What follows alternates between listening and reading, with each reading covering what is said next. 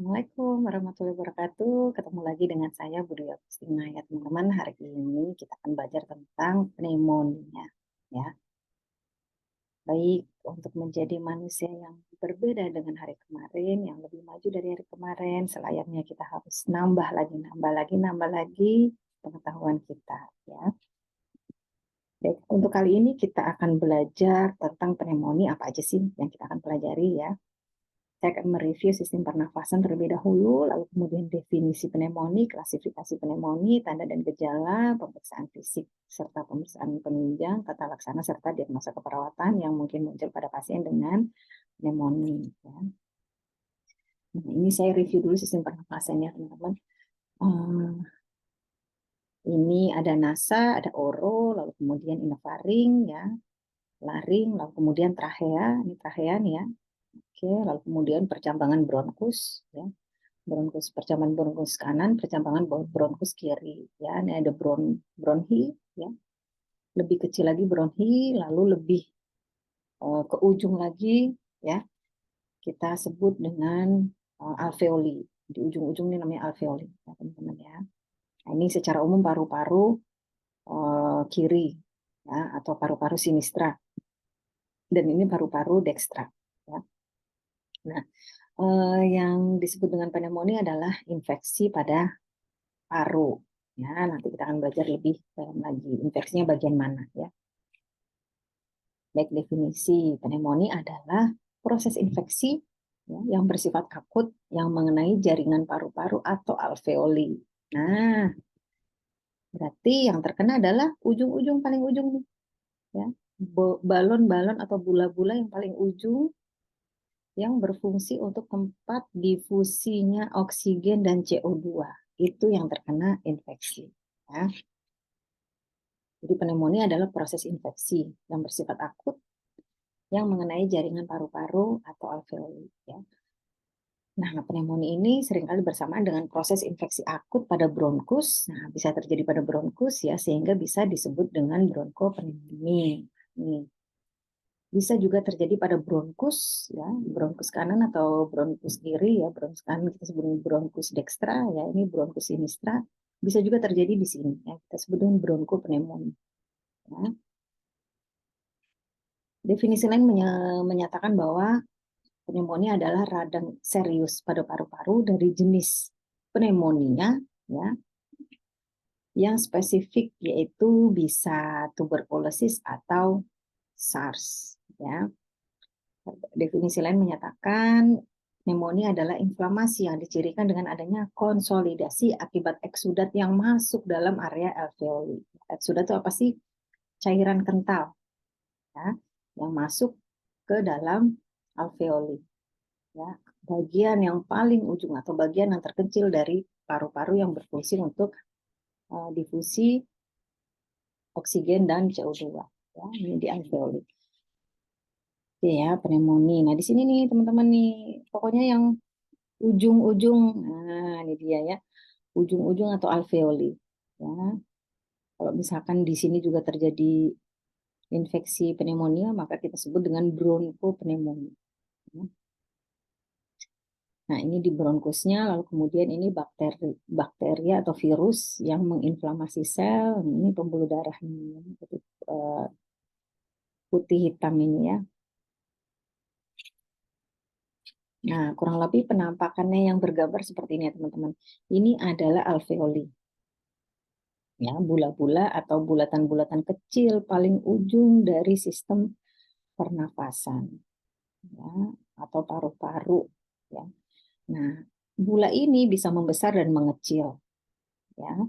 Tergantung dari apa namanya fungsinya ya. Pada saat inspirasi dia akan membesar, ekspirasi akan mengecil. Ya, seperti itu.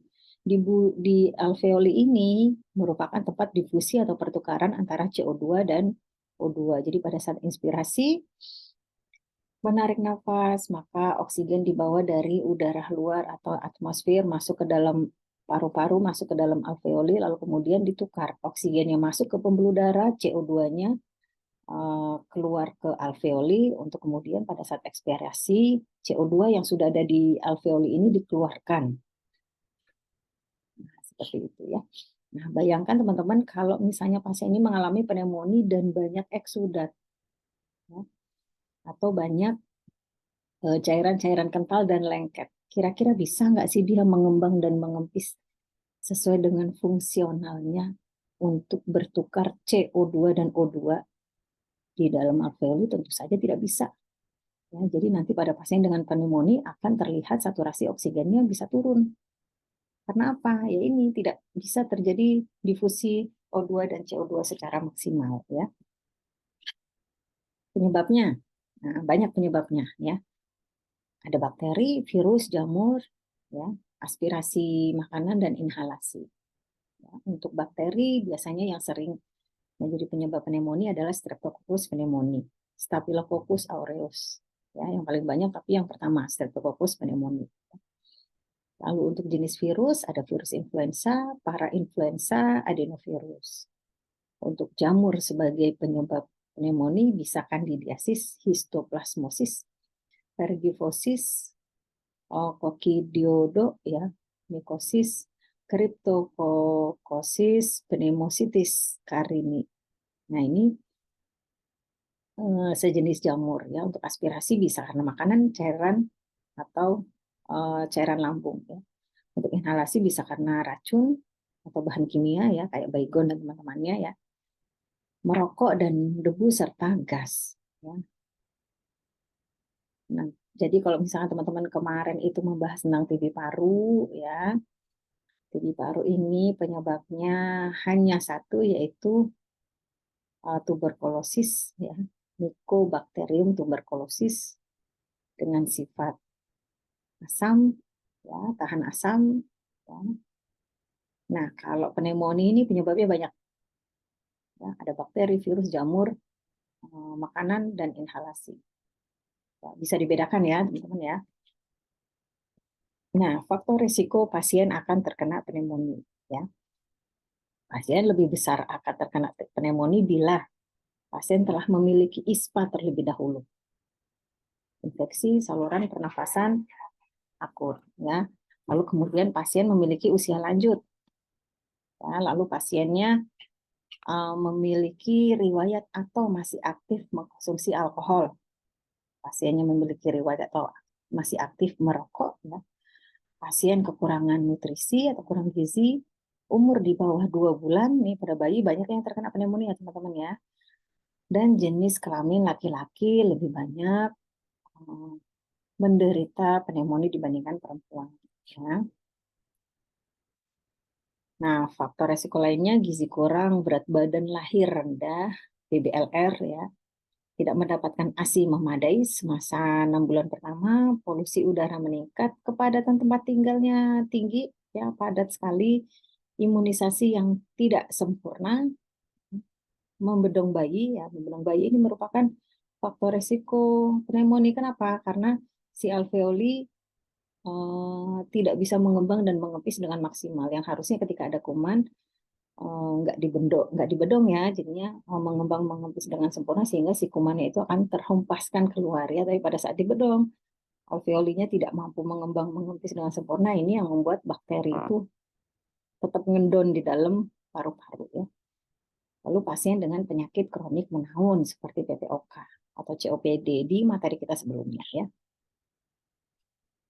Nah, pada pasien yang sudah terkena pneumonia, ya, di sini saya terapkan faktor resiko kematian pada pasien yang sudah terkena pneumonia, ya. Jadi umur di bawah 2 bulan ini faktor kematiannya sangat amat tinggi bila sudah terkena pneumonia, ya. Tingkat sosioekonomi yang rendah, gizi pasien kurang, berat badan lahir rendah, ya, dan tingkat pendidikan ibu rendah, ya. Hal ini terkait dengan pemahaman, ya, tata laksana, sehingga si bayi ini dengan mudahnya boleh misalkan dicium dengan orang lain, gitu, ya. Padahal di situ faktor transmisi antara si bayi yang masih bersih, nggak punya kuman sama sekali di dalam paru-parunya, akhirnya mendapatkan kuman dari orang lain. tingkat pelayanan atau jangkauan pelayanan kesehatannya rendah, ya misalnya jauh, ya contohnya misalnya di Kepulauan Seribu. Kepulauan Seribu kan puskesmas cuma satu, rumah sakitnya cuma satu, ya di antara pulau-pulau yang kecil-kecil dan memiliki jarak tempuh menggunakan kapal itu cuma satu, hanya ada di satu pulau, yaitu pulau apa ya, lupa saya. Nah itu hanya ada satu, ini jangkauan pelayanan kesehatannya sangat rendah, ya. Oh di Pulau Harapan ya kalau nggak salah ya, puskesmasnya cuma satu di Pulau Harapan ya. Lalu kepadatan tempat tinggal meningkat, imunisasi yang tidak memadai dan menderita penyakit kronis ya. Nah, ini klasifikasi pneumonia nih, teman-teman, berdasarkan klinis pasien yang kita temui. Ya. Ada pneumonia community, yaitu pneumonia yang didapatkan dari komunitas, misalnya. Ya. Ada pasien datang ke rumah sakit dengan hasil pemeriksaan fisik dan penunjang pneumonia. Ya. Lalu kemudian oleh tenaga kesehatan ditelusuri, ya, ditelusuri melalui kader, betul Bapak A ini bertempat tinggal di RW 6, RW 7. Oh ya benar, yuk, berapa banyak nih warganya yang kena pneumonia? Oh banyak ini dok, banyak. Berarti si pasien yang tadi datang ke rumah sakit ini masuk kategori pneumonia community, yaitu dia dapatkan pneumonia dari komunitas atau dari perkumpulan masyarakat. Ya. Ada juga pneumonia nosokomial. Pneumonia nosokomial ini dapatnya dari rumah sakit. Ya misalnya begini, pasien datang dengan diare, lalu dirawat di ruang rawat inap. Ya. Nah di ruang rawat inap ini eh, tidak dipisahkan antara yang sakit pernafasan dengan yang sakit diare. Akhirnya digabungkan menjadi satu ruangan. Nah yang sakit diare ini bisa terpapar pneumonia. Ya, karena apa? Karena satu ruangan dengan pasien pneumonia. Ya. Nah ini disebut dengan pneumonia nosokomial. Ya. Pneumonia didapatkan pada saat pasien berada di lingkungan rumah sakit. Ya, apakah itu menjadi pasien, apakah itu menjadi perawat, menjadi dokter, ataukah bahkan hanya berkunjung. Ya, itu disebut dengan pneumonia nosokomial. Ya. Lalu pneumonia aspirasi. Nah, ini pneumonia yang diakibatkan karena aspirasi ya teman-teman ya, karena asupan yang memang mengandung beberapa bakteri. Ya.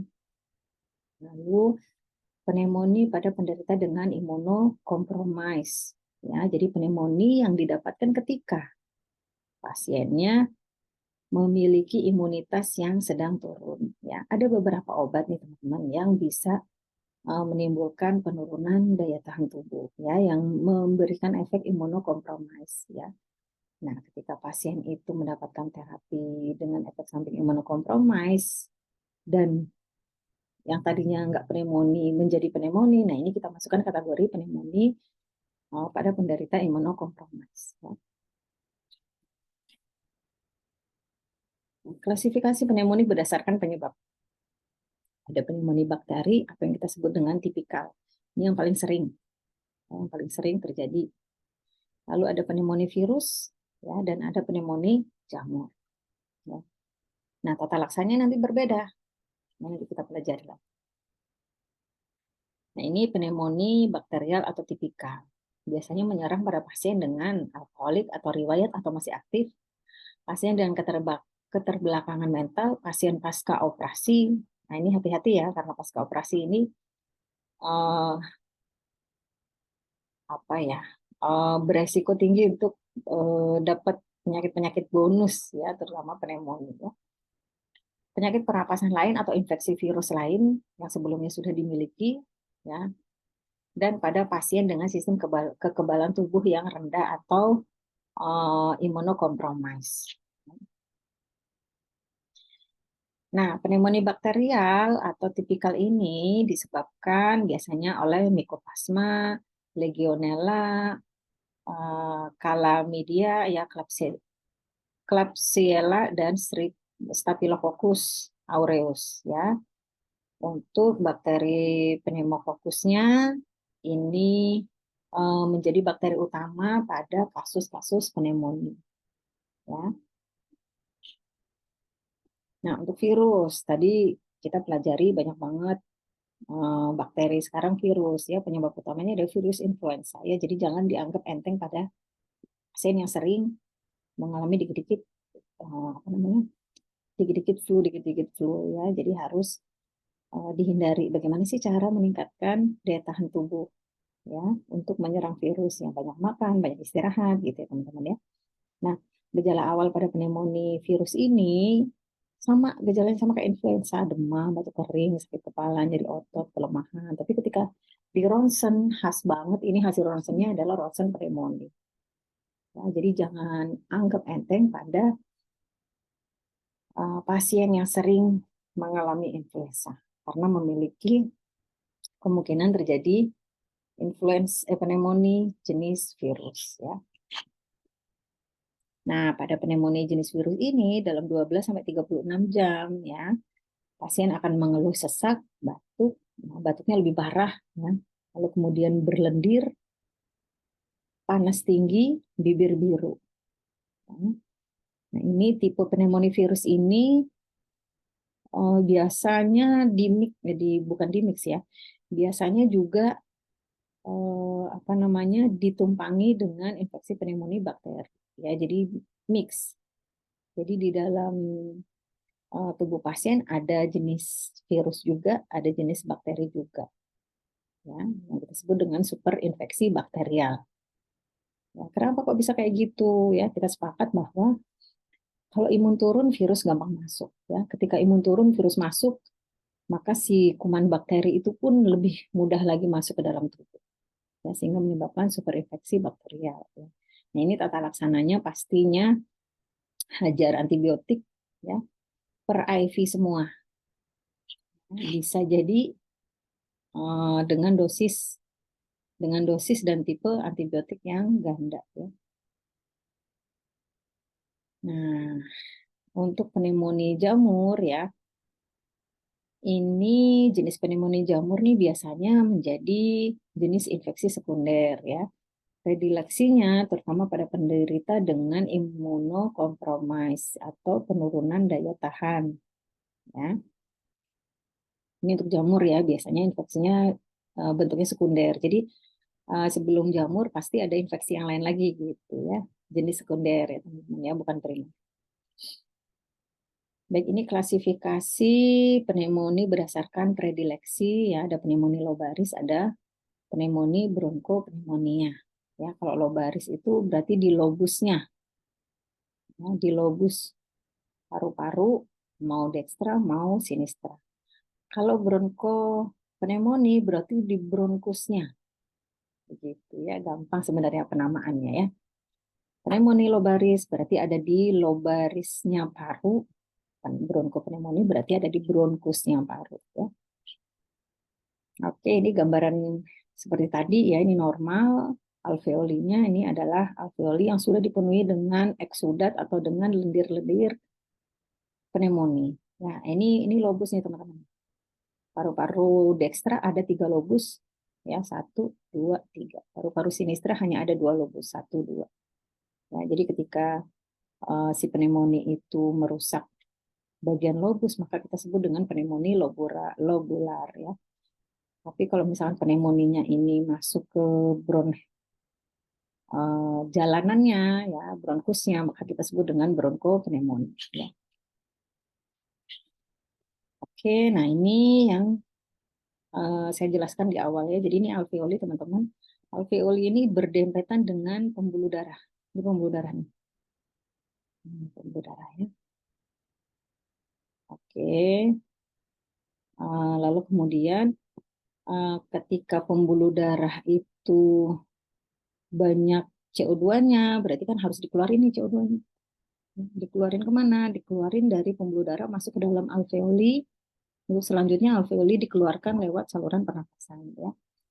Nah, sedangkan kita menghirup oksigen ya. Jadi oksigen yang ada di alveoli ini masukkan kemana? Masukkan dari alveoli menuju ke vaskuler. Nah, ini yang disebut dengan difusi. Masuknya oksigen dan keluarnya CO2 ini yang kita sebut dengan difusi. Terjadi di mana? Di alveoli dan di pembuluh darah. Ya, normalnya seperti ini. Ya, nah, bagaimana kalau misalnya banyak cairan? Nah, ini tentu saja proses difusi nggak bisa terjadi.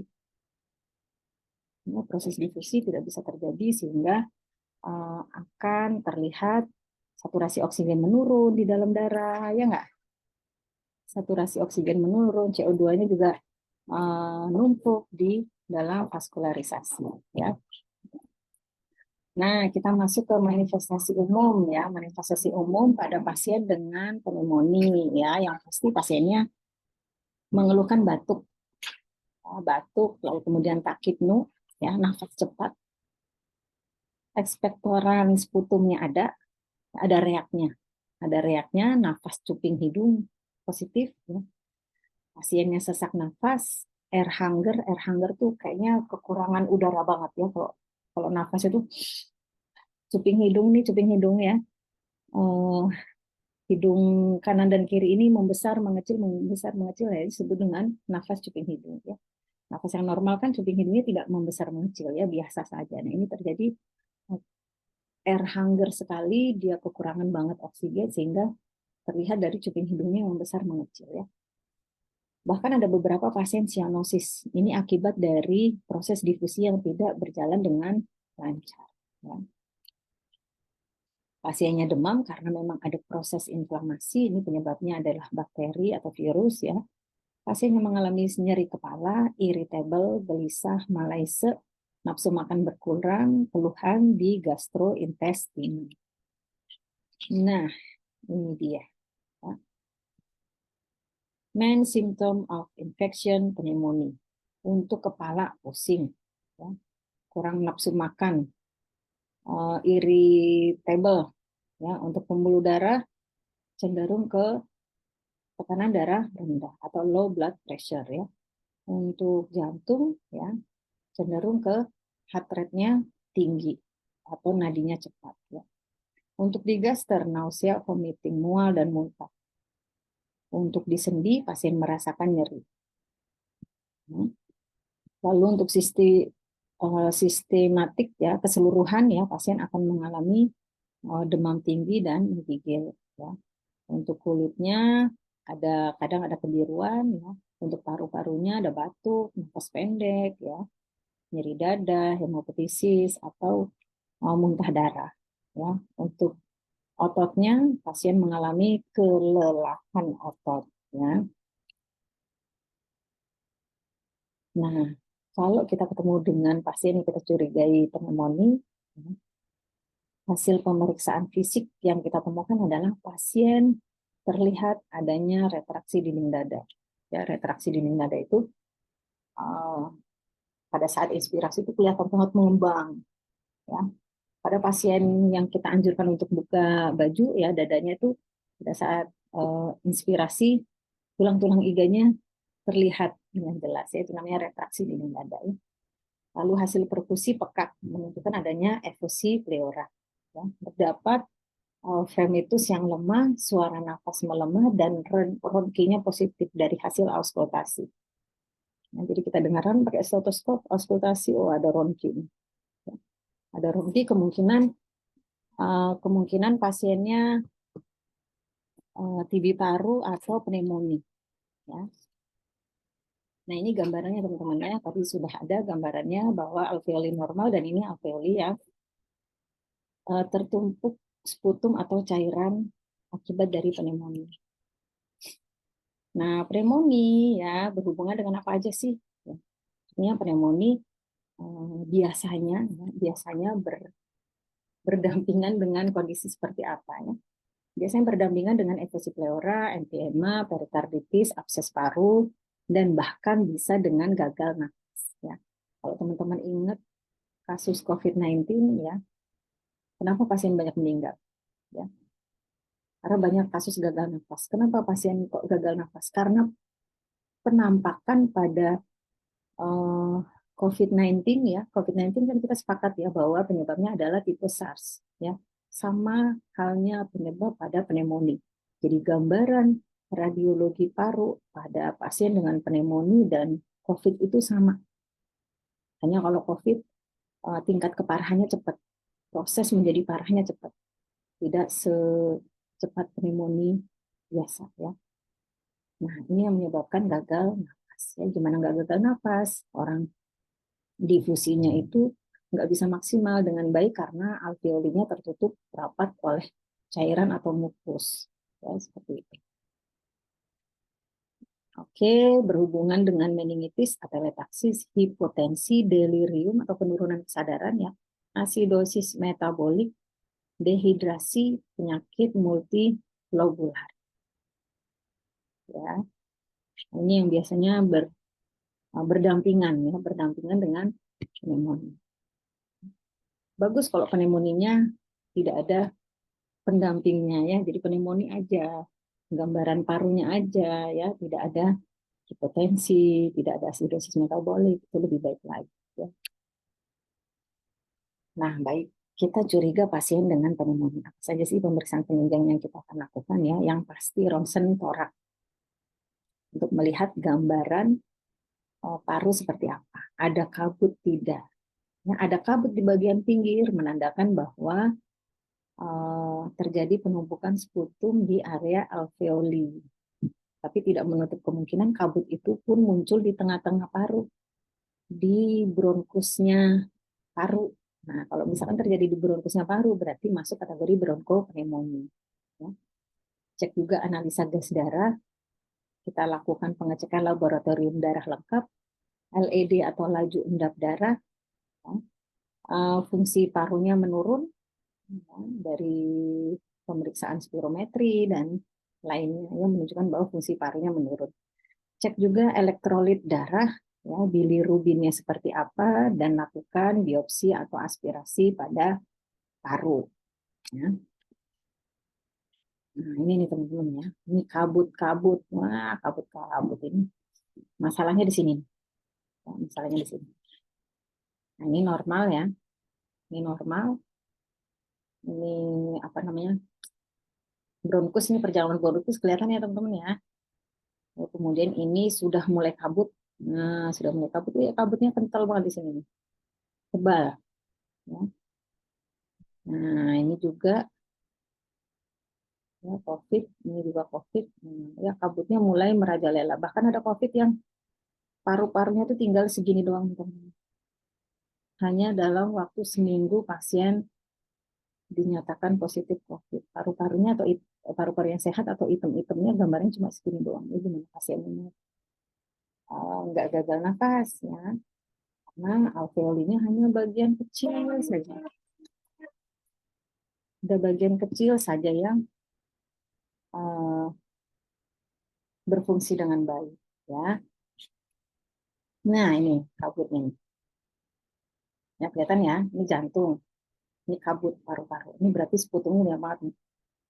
Ya, jadi kalau hasil radiologi itu kalau udara dia akan hitam, tapi kalau jenisnya cairan dia akan putih. Kayak seperti jantung ini kan isinya cairan putih. Nah, bagaimana yang ada di paru-paru kok bisa putih begini? Berarti isinya cairan. Ya. Kita curigai dia adanya eksudat atau sputum. Ya. Yang menandakan bahwa infeksi pneumonia. Nah, ini dia ya. Wow. Nah, oke, bedanya TB dan pneumonia. Ini gambaran pneumonia seperti ini. Kalau TB itu kayak luka koreng, jadi kayak buletan kayak duit ya, duit koin kecil-kecil titik-titik gitu ya, bukan kabut. Itu kalau TB paru ya. Kalau ini pneumonia kabut. Nah, tata laksana hasil pemeriksaan fisik kita curiga pasien pneumonia. Hasil pemeriksaan penunjang positif pasien pneumonia ya. Apa yang kita lakukan ya? Yang pasti beri antibiotik baik per oral maupun IV, tergantung dari kondisi pasien. Nah, lalu kemudian beri oksigen 1-2 liter per menit atau sesuai kebutuhan. Jika pasien ini sudah mengalami gagal nafas, saya rasa bukan oksigen saja yang dibutuhkan, tapi sudah ventilator. Ya. Lalu kita berikan infus dextrose 10% perbandingan dengan NaCl 0,9% dengan perbandingan 3:1. Jadi dextrose-nya 3, NaCl-nya 1. Ya. Pasang NGT ya, atau feeding drip, ya. Berikan inhalasi dan suction dengan ventilator bila pasiennya membutuhkan ya dengan kondisi gagal nafas, dan berikan terapi simptomatik. Terapi simptomatik ini jadi apa yang dikeluhkan pasien itu yang kita berikan farmakoterapi. Misalkan pasien demam, maka kita berikan antiviretik ya. Bisa paracetamol, ibuprofen dan lain sebagainya ya. Pasiennya misalnya apalagi selain demam, pusing misalnya ya. Pusing berarti kita beli analgesik. Gitu ya. Itu yang disebut dengan terapi simptomatik. Kita berikan terapi sesuai dengan simptomatik atau gejala yang dirasakan oleh pasien. Nah, ini teman-teman diagnosa keperawatan yang mungkin muncul pada pasien dengan pneumonia. Kerusakan pertukaran gas, resiko tinggi terhadap penyebaran infeksi. Ya. Ini kemungkinan diagnosa keperawatan ya. Ketidakefektifan bersihan jalan nafas berhubungan dengan pembentukan edema.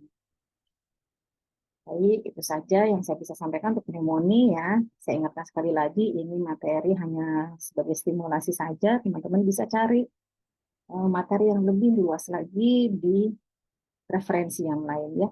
Ingatlah, ketika kita asik bersantai, jutaan orang di luar sana sedang berjuang untuk melangkahi kita. Ya, jadi ini pilihan. Mau tetap dalam posisi seperti ini, atau kita ikutan berjuang untuk kemajuan diri kita sendiri. Ya, baik itu saja dari saya. Mohon maaf jika ada kesalahan. Tetap semangat belajar. Terima kasih. Wassalamualaikum warahmatullahi wabarakatuh.